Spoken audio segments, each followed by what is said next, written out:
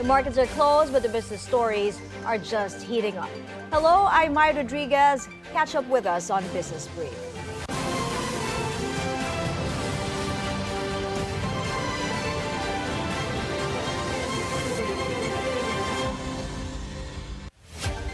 Asian shares are trading mostly higher today after U.S. stocks pulled back from record highs on Friday.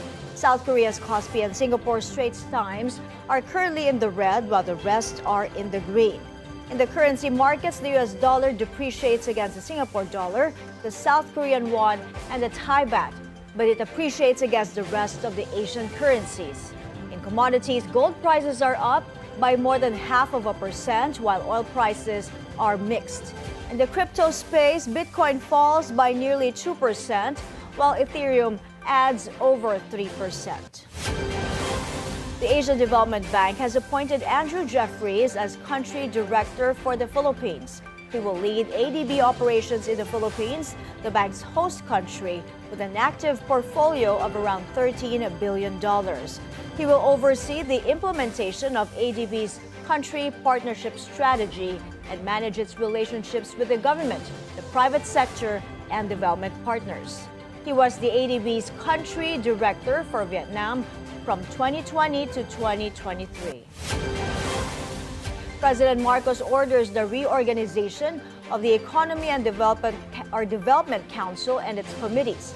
Under Administrative Order Number 37, the Special Assistant to the President for Investment and Economic Affairs will join the Ad Council. It will represent the Office of the President, including the Executive Secretary, in 4 committees. These are Development Budget Coordination, Investment Coordination, Infrastructure, and Social Development. The SAPEA will also chair the Economy and Development Committees, with the Secretaries of Economic Planning and Finance as vice chairs. Marcos said the reorganization with the Ed Council, formerly the NEDA Board, will ensure continuity in implementing socio-economic policies. Oriental Mindoro Governor Bons Dolor could not hide his dismay as he discovered various shortcomings in flood control projects in his province. The governor inspected the damage at several dikes after it was hit by several storms and monsoon rains. Most of the structures were poorly constructed. Another flood control project in Barangay Tagumpay in Nauhan used substandard metal. The project had a 1 billion peso price tag. Sa haba na ho ng aking nilalakbay dito, ako po'y lubos na nagpapasalamat. Dahil finally, nakakita ho ako ng isang bakal na inilagay. Yun o. Imagine nyo ha, all throughout. Walang bakal, pero ito meron. Salamat ho ng marami sa gumawa nito, sa nag-inspect nito, at sa DPWH, maraming salamat po. At least, may isang bakal sa buong stretch na ito. The Commission on Audit orders a fraud audit into billions of pesos worth of flood control projects in Bulacan under the Department of Public Works and Highways. The move puts a spotlight on corruption risks in critical infrastructure spending. COA Chairperson Gamaliel Cordoba says the action follows red flags raised by President Bongbong Marcos himself. District engineering offices in Central Luzon are directed to turn over all documents to the Fraud Audit Office. The president, meanwhile, is demanding an explanation from one of the top contractors, St. Timothy Construction Corporation, for failing to rehabilitate a river protection structure in Barangay Bulusan in Bulacan. He inspected the site Friday, calling it a symbol of why the government is cracking down. The president earlier named 15 contractors that cornered 100 billion worth of flood control projects in the past 3 years. More than a dozen mayors are urging President Marcos to jail politicians and officials linked to corrupt flood control projects, escalating pressure on Malacanang to show results. The Mayors for Good Governance say corruption in flood control projects is alarming and systemic.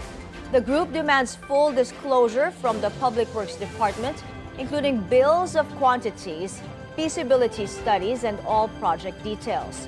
The signatories include Baguio City Mayor Benjamin Magalong, Pasig Mayor Vic Soto, Quezon City Mayor Joy Belmonte, and Isabela City Mayor Saiti Hataman. More local leaders are expected to join, signaling widening support for a cleanup of public works spending. The Securities and Exchange Commission is urging more private firms and state-owned enterprises to list on the exchange, saying these structural reforms are crucial to unlocking the market's full potential.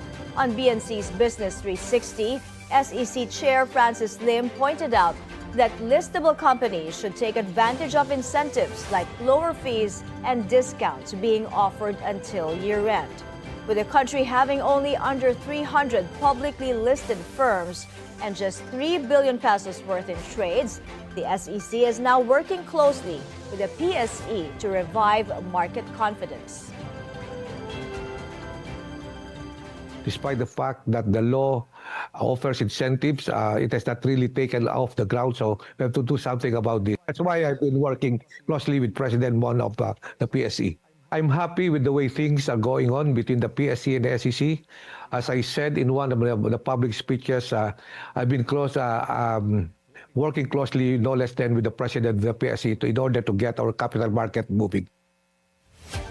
Other structural reforms the SEC wants to fast-track in the next 12 months include refined rules for real estate investment trusts and the personal equity and retirement account.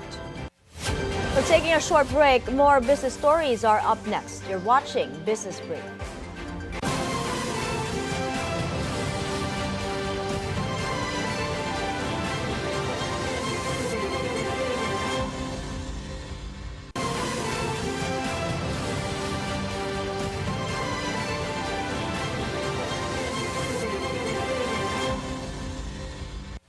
The government is lending a helping hand to the banana industry after President Bongbong Marcos and his sister, Senator Amy, sounded the alarm over the sector's dwindling global competitiveness. Sujin Kim joins us on the line for the details. Go ahead, Sujin.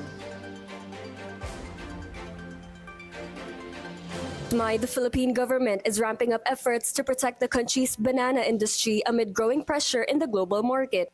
Trade officials confirmed that Japan's seasonal tariffs, as high as 18% during winter, continue to undermine the competitiveness of Philippine bananas. We've been really actually wanting to fix the banana export, especially because of the FTA. We need to do FTAs. We've been talking to other businessmen in Japan through the foreign trade offices in Japan so that we can also sell.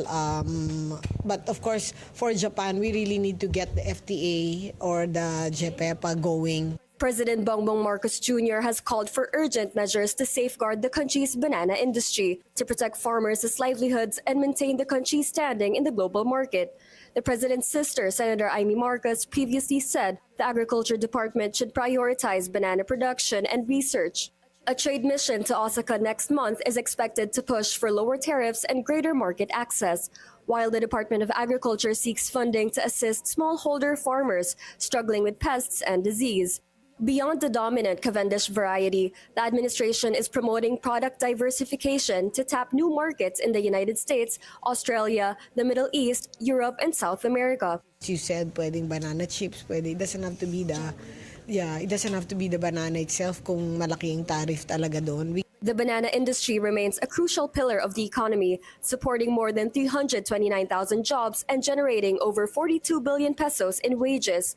Industry groups have warned that high transport and logistics costs further weaken the country's position against aggressive competitors in the region. The people in the banana export sectors, they're quite concerned and they're doing everything, no?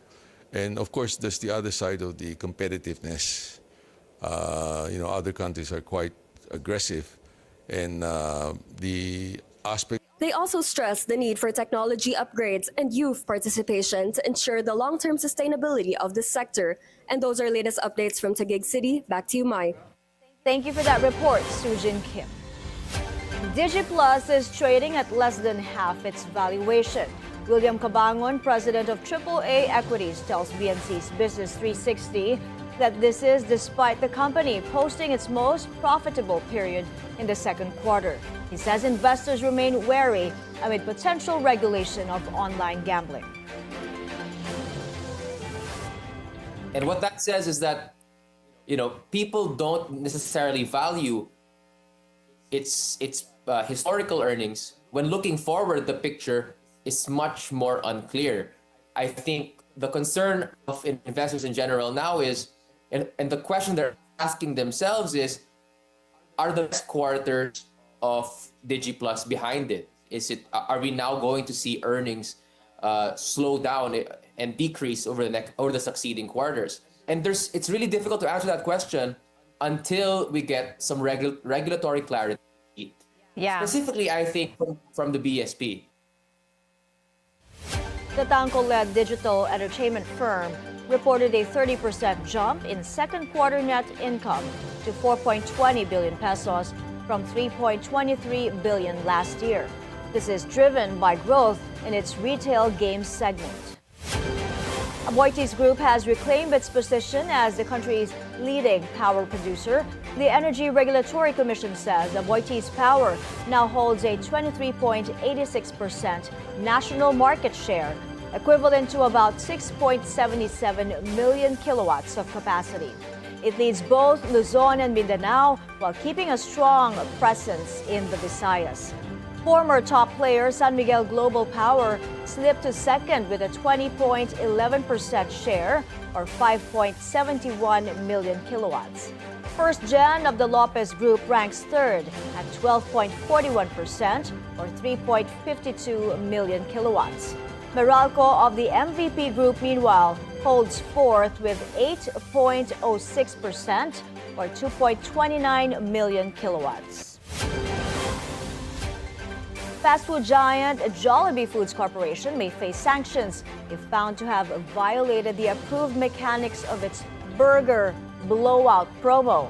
The Trade Department has launched a probe after netizens flagged that some winners in the August 14 draw appeared to be AI generated.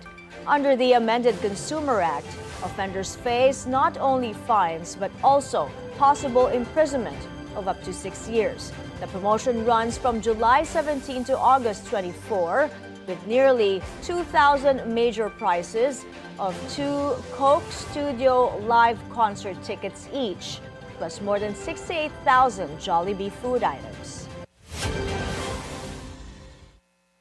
Things like this happen, no? I mean, it's not a perfect world. Of course, both Jollibee side and even DTI side, we always want what's best for the consumer. So, things like this happen, but things like this will also be resolved.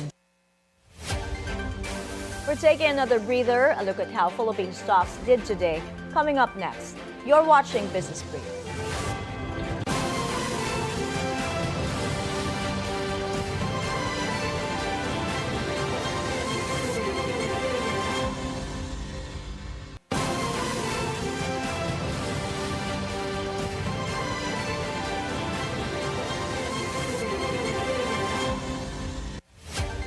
You're back on Business Brief.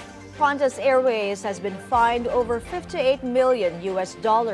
This comes after Australia's largest airline illegally sacked more than 1,800 ground staff and replaced them with contractors during the COVID-19 pandemic. Federal Court Judge Michael Lee said around $33.5 million of the penalty will go to the Transport Workers Union. Thousands of air travelers are stranded in Toronto as flight attendants of Air Canada continue their strike. The Canadian Union of Public Employees says they will remain on strike and invites Air Canada back to the negotiating table for a fair deal. Under the Canada Labor Code, the government can ask the Industrial Relations Board to impose binding arbitration to protect the economy. So far, Ottawa has yet to issue a statement. Beyond the travel disruptions, the walkout is hurting business travel, supply chains, and Canada's reputation as a major transit hub with ripple effects on global trade and tourism. we're so motivated by the anger that we have of all the things that have happened through this process. We've had from the government getting involved to when we do have a hearing with the government, the person that was hearing the case was somebody that has a clear conflict of interest with Air Canada. Through the whole process, we felt that the employer was not in good faith, came to the bargaining table simply to check a box and buy some time. Philippine shares end the first trading day of the week in the red after falling back into the 6,200 level. The PSE index ended lower by 0.4% to close at 6288, finishing the day as the fourth worst performer in Asia. The sectoral indices ended mixed, with mining and oil rising the most at over 3%. Financials fell the most at more than 1%. Decliners outpaced advancers 105 to 85. Total value turnover reached 6.2 billion pesos. The day's most active stocks ended mixed, with Converge falling the most at over 3%.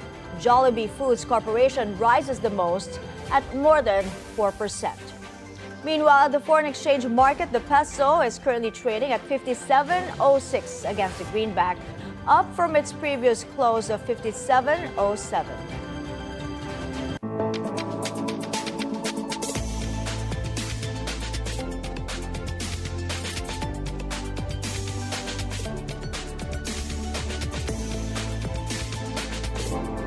That's a wrap for today's Business Brief. I'm Mai Rodriguez. Join us again tomorrow as we bring you the stories that help you plan your next big, bold moves in business, only here on the Bilyonaryo News Channel. I'll see you then.